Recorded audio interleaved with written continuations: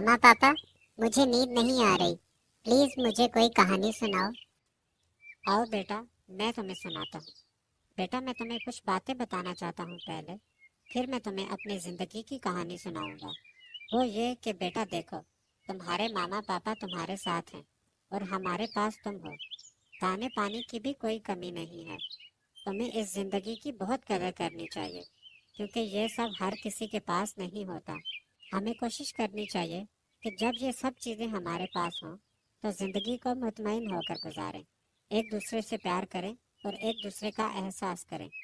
मुझे आज भी वो दिन याद है जब मेरी माँ मुझसे बिछड़ गई थी। ये सब कैसे हुआ पापा? हाँ बेटा, बता रहा हूँ।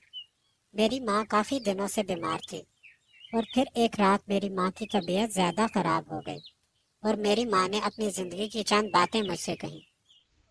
बेटा, मेरे जाने के बाद तुम्हें सब्र करना होगा, क्योंकि ये कायनात का निज़ाम है। जो आया है उसे जाना है।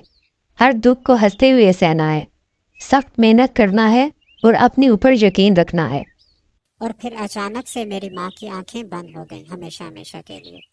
वो रात बहुत गम की रात थी, जिसे मैं कभी नहीं भूल सकता। और फिर कुछ ही दिनों बाद मेरा पापा घोंसले में किसी को लेकर आया। मैंने पापा से पूछा कि ये कौन है, तो पापा ने बताया कि ये तुम्हारी नई मामा है। अभी पहली ही सुबह थी कि घर में लड़ाई शुरू हो गई और उसकी वजह मैं था। ये बच्चा इतना भी छोटा नहीं है। तुमने तो कहा था कि वो बहुत ज्यादा छोटा है।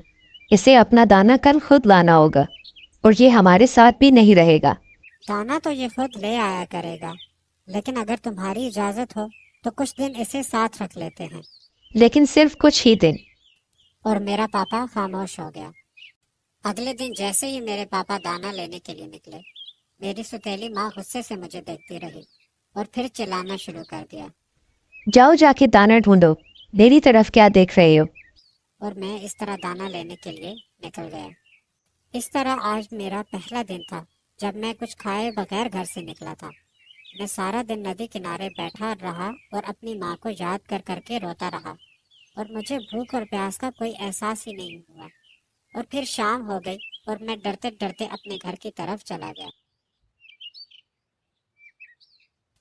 ये कोई वक्त है घर आने का?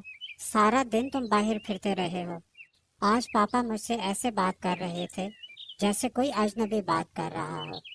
पापा पूरी तरह नई मामा की बातों में आ चुके थे। और फिर मैंने घर छोड़ने का फैसला कर लिया और मैं चला गया। एक दिन मैं जंगल में बैठा था कि एक भली चिड़िया वहां पर आई। उसने मुझसे पूछा कि मैं अकेला क्यों बैठा हूँ इस खतरनाक जंगल में। तो मैंने उसे सारी बात बताई और वो मुझे अपने घर ले गई और मुझे बड़ा होने तक अपने पास ही रखा। तो बेटा, माँ बाप की हमेशा कदर करनी चाहिए। जितना प्यार माँ बाप अपनी औलाद से करते हैं, शायद ही दुनिया में कोई और करता हो।